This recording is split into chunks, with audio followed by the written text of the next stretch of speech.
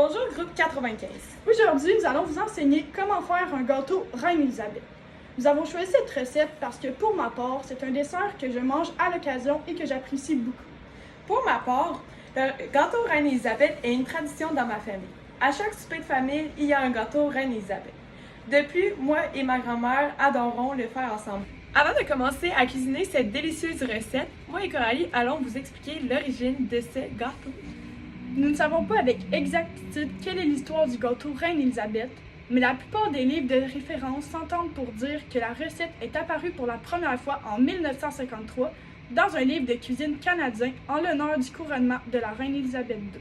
Pourtant, dans certains livres datant de 1940, nous pouvons voir une recette de gâteau aux dattes avec le crémage à la noix de coco cuit au four, ce qui est la particularité du gâteau Reine Élisabeth.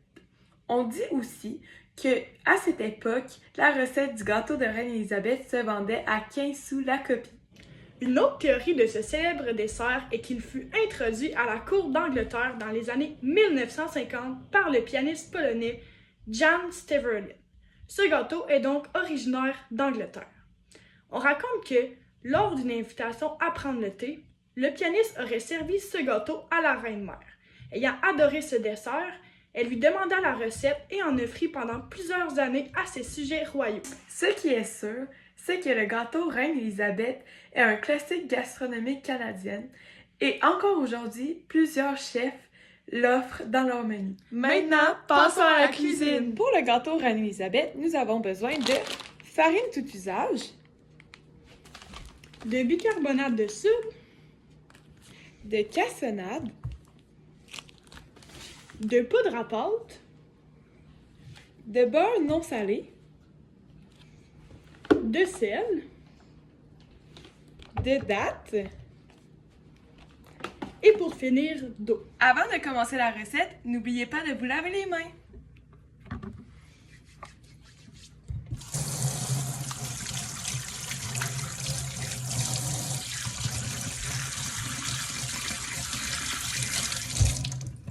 Maintenant, passons à la préparation. La première étape est de préchauffer le four à 350 Fahrenheit. Deuxième étape, beurrer et fariner les côtés. Petite astuce, développez votre beurre et passez-le dans le moule.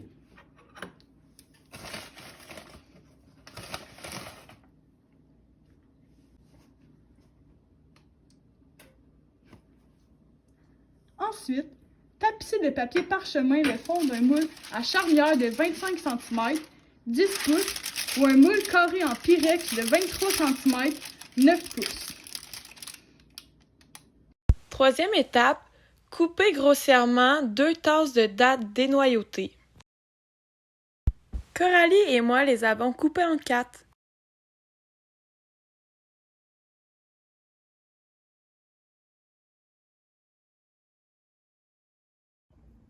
Quatrième étape, dans une casserole, portez à ébullition l'eau, les dattes et le bicarbonate de soude. Il vous faut 2 tasses d'eau, 2 tasses de dattes et 1 cuillère à thé de bicarbonate de soude. Laissez mijoter en remuant fréquemment pendant environ 3 minutes. Réservez dans un bol et laissez tiédir. Laissez mijoter en remuant fréquemment pendant environ 3 minutes. Réservez dans un bol et laissez tiédir. Cinquième étape, dans un bol, mélangez 3 tasses et demie de farine, 3 cuillères à thé de poudre à pâte. À noter que Coralie et moi avons fait une recette double. Rajoutez 2 pincées de sel. Pour finir, bien mélanger les 3 ingrédients. Sixième étape, dans un autre bol, crémez le beurre avec la cassonade au batteur électrique. Il vous faut 1 tasse de beurre et 1 tasse et demie de cassonade. Septième étape, ajoutez les œufs, un à la fois, et battre jusqu'à ce que le mélange devienne crémeux et homogène.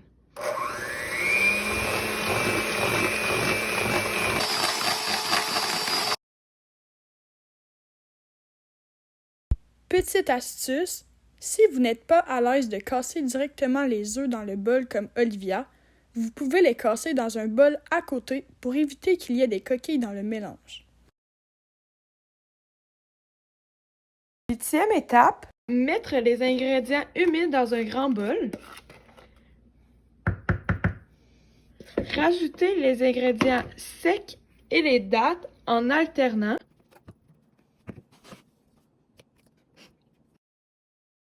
Passer à basse vitesse.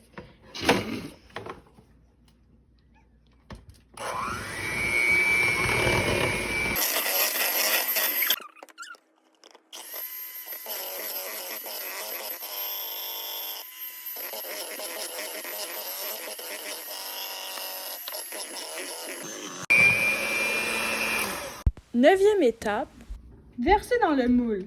Cuire au four de 25 à 30 minutes ou jusqu'à ce qu'un cure-dent inséré au centre du gâteau en ressorte propre.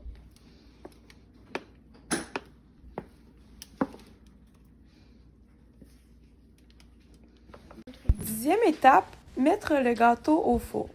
Attention pour ne pas vous brûler.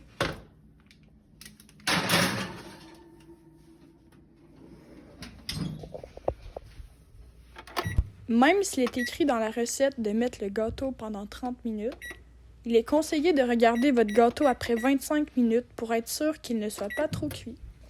Pendant que le gâteau cuit, nous allons faire Le crémage. Pour le crémage du Reine-Élisabeth, nous avons besoin de beurre non salé, De la crème 35%. de la cassonade, Et de la noix de coco râpée. 11e étape, mesurer une tasse de crème 35%.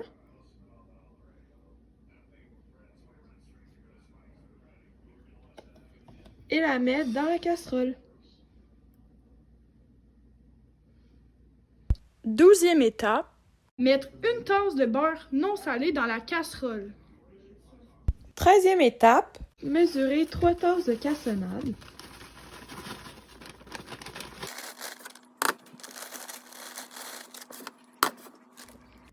Et le mettre dans la casserole. 14e étape, mesurer 3 tasses de noix de coco râpée. Et la vider dans la casserole. 15e étape, allumer le rond et porter tous les ingrédients à ébullition en remuant.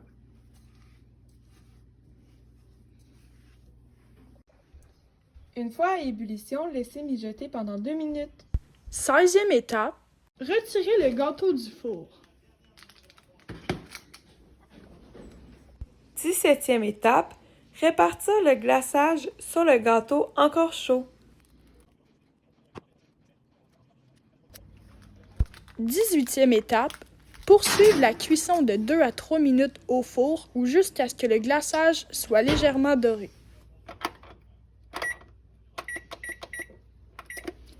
Prendre note que vous pouvez réduire la quantité de glaçage. Dernière étape, sortir le gâteau du four. Bien important de mettre des mitaines de four pour ne pas vous brûler. Une fois le gâteau sorti, laissez reposer avant de déguster. La recette est terminée. Il est maintenant temps de déguster. C'est vraiment bon. J'ai vraiment aimé le gâteau. Par contre, si je pouvais modifier une chose, pour moi, le glaçage était trop sucré. Donc, je réduirais la quantité de cassonade dans le glaçage. Pour ma part, j'ai vraiment adoré le gâteau. Je trouvais que les goûts étaient bien dosés.